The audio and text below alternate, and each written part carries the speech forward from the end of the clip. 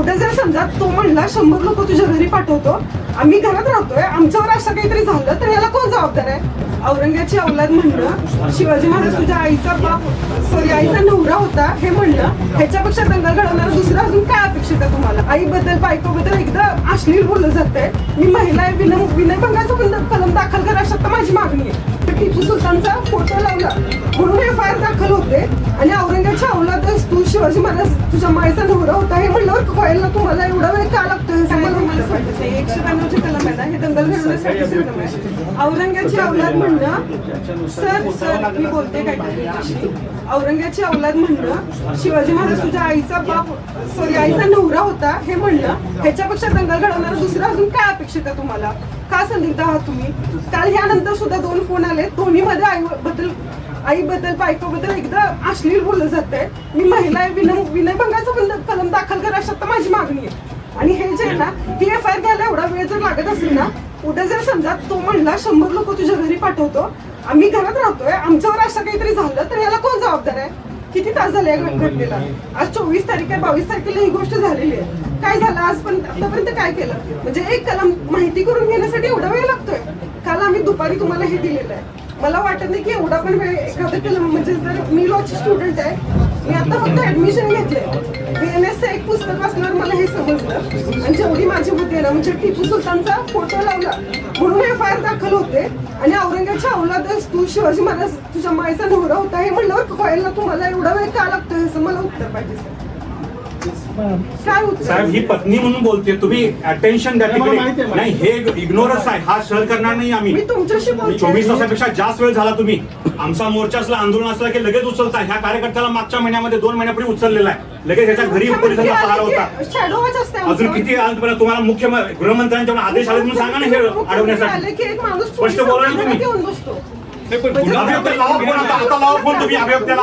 सरकार अभियोक्त्याला फोन लावा, इथं बोलून घ्या. बघूया काय सांगता तुम्ही आम्हाला. जेव्हा पुरोगामी चळवळीच्या 500च्या खुनाबद्दल या पोलीस स्टेशनमध्ये गुन्हे काय केलंय पुढे तुम्ही तपासा पूर आहे तुम्ही. याचा खून पडायची वाट बघताय का तुम्ही? प्रशासनामध्ये खून पडायची वाट बघताय का तुम्ही? तरी गुन्हा कबूल केला त्यांनी, म्हणलं मी कॉल केला म्हणलेला आहे, तरी तुम्ही अजून वाट बघताय. प्रशांत कालची धमकी ऐकू, काल धमकी आली रात्री तुम्हाला नाही माहिती किती फोन आले बघा.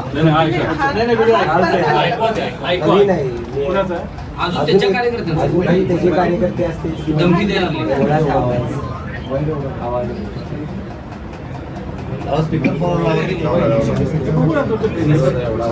नंतर येऊन द्या ना प्रशांत.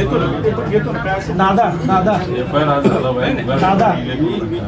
मी समजू शकतो विरोधातला एखादा आमदार असला असता आणि छत्रपती शिवाजी महाराजांबद्दल असं काय बोलला असता तर लगेच उचलला असतं. आमचं म्हणजे सत्ता असो, विरोध असो, पदाधिकारी असो, नाही तर कुणी असो, महामानवांबद्दल, महिलांबद्दल आक्षेपाई बोलल्यानंतर तुम्ही मी ह्याला बोलतो त्याला बोलतो असं करून नाही FIR करावं लागेल तुम्हाला. आमदार साहेब मी सांगतो की जे काय असेल काय तुम्हाला माहिती आहे का, या सगळ्या गोष्टी असं होईल तुम्ही ज्या पद्धतीने वागताना तर पोलीस प्रशासन या व्यक्तीने गायकवाडली एक मात्र बोलला होता, भाषणात बोलला होता, महाराष्ट्राचं पोलीस डिपार्टमेंटमध्ये जगातलं सगळ्यात अकार्यक्षम डिपार्टमेंट हा संजय गायकवाड बोलला होता, मी नाही.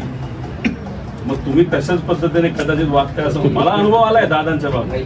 अजित दादांच्या FIR बद्दल मला आलेला आहे महाराष्ट्र पोलीस खराब आहेत नाही म्हणणार, दबाव टाकणारे खराब आहे. तो फक्त सत्ताधारी आहे, त्यामुळे कदाचित तुमच्यावर अडचण येते.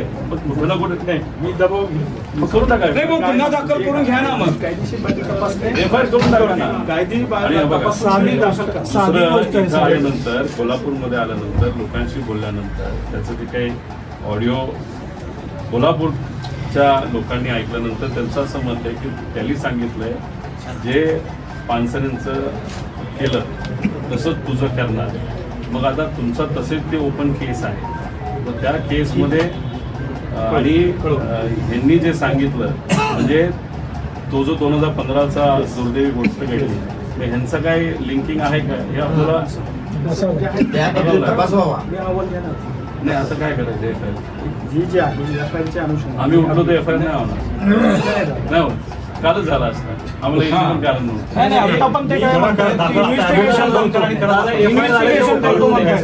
ते असं नाही FIR दाखल करून घेतो.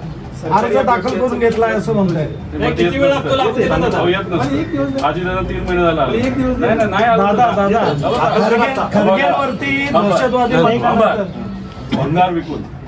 भंगार विकून गोळा करून शिकलेली मुलं आहेत. बरोबर आहे? नाही नाही, म्हणजे सामान्यातले सामान्य लोक आहेत. अजितदादांसारखं उपमुख्यमंत्र्यांचा FIR झाला नाही. तुम्हाला असं वाटतं की आम्ही गेलो तुम्ही हिंसा करणार आहे?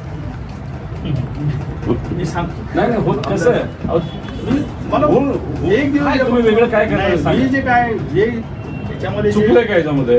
त्यांचे जे शिक्षणच्या नुसार सांगतो. एकच सेक्शन सर, तुमचं मत तुम्हाला आहे. जे दखलपत्र आहे ना त्याच्याबद्दलच आक्षेप आहे, कारण तुम्हाला दखलपत्रच फक्त नोंद करून घ्यायचं आहे. बरोबर. म्हणून तुम्ही हे थांबलाय. वरून आदेशात हा गृहमंत्री एक साधा अर्थ आहे. ते तुम्ही आहे, स्वतः आम्ही- बोललाय, मी माझ्या सर, फक्त ते तुम्ही ते घेत माझ्या नाहीये. माझं आमदार साहेब मी पण ते सांगतो. माझ्या माहितीप्रमाणे हे जे लिहिलेलं आहे हा अर्ज आहे NC स्वरूपाचा आहे. याला पुढे याच्यावर सर, अन्याय NC होऊ म्हणून नये. अहो, सरळ NC स्वरूपाचं आहे, एवढ्या सगळ्या लोकांसमोर बोलता. माझ्या अहो, NC स्वरूपाचं आहे, असं कसं बोलता तुम्ही साहेब? असं कसं ऐकून घेऊ आम्ही? असं कसं ऐकून घेऊ? तुम्ही NC स्वरूपाचं आहे म्हणजे काय? साहेब तुमचं जर काही असं असेल NC स्वरूपाचा, अहो साहेब खरगे साहेबांनी दहशतवादी म्हटल्यानंतर त्यांच्यावरती आणि यांच्यावरती काय नाही होत? दुसरा खून आम्ही नाही बर्दाश्त करणार. याच पोलीस स्टेशन मध्ये पोलिसांनी काही केलेलं नाही त्याच्यामध्ये, आणि तुम्ही आम्हाला सांगता अजून निर्णय तुमची तुम्ही चार्जशीट जज पूर्ण झालेली नाही. NCR त्या तुम्ही कसं काय सांगताय संदर्भातली. की NCR म्हणून कॉग्निझेबल ऑफेन्स आहे. गायकवाडला इथं ओढत आणला पाहिजे. पोलिसांचा काके दाखवाय तुम्ही इथं. अशोक कामटे, शहीद करकरे यांचा वारसा आहे महाराष्ट्र पोलिसांचा. त्यांना घाबरताय का गायकवाडला ओढत आणलं पाहिजे. गायकवाडला घाबरताय का? समोर आहे. आज तुम्ही तुम्ही असं NC स्वरूपाचं आहे कसं म्हणता? पत्नीने आईला 192 म्हटलंय ना तुम्ही काय त्याच्यामध्ये. केलं असतं? असं समजून तुम्ही FIR करा. नाही नाही, खरगेंनी फक्त दहशतवादी म्हटल्यानंतर त्यांच्यावरती FIR झाला ना, या देशातच झाला ना. मग ते मोदींना म्हटले म्हणून आणि एका साध्या माणसाला म्हटलं तर ते चुकीचं आहे. हा दादा एक सांगायचं राहिले, हरामखोर म्हटला तो पानसरेंना, आणि तरी पण तुम्ही म्हणता NC स्वरूपात आहे. काय करायला पाहिजे तुम्हाला? काय करायला पाहिजे? ते गायकवाडच्या ऐवजी तुम्हाला ओढून काढायला पाहिजे, आहे की नाही? नाही, हे बघा हे चुकीचं आहे. नाही नाही म्हणजे काय? अहो हे काय आहे? अहो हरामखोर म्हटलं तो पानसरेंना. आम्हाला काय लाज आहे की नाही? हा, पानसरेनं एवढं बोलल्यानंतर हा अधिकारी म्हणतो, अहो अधिकारी म्हणतो की NC स्वरूपाचा आहे. सकाळी निवेदन द्यायला येणार होते, माहित होतं ना साहेब, मग तुम्ही सर्व अशाच नवनवीन अपडेट्ससाठी डिजिटल कोल्हापूर चॅनेलला सबस्क्राईब करायला विसरू नका.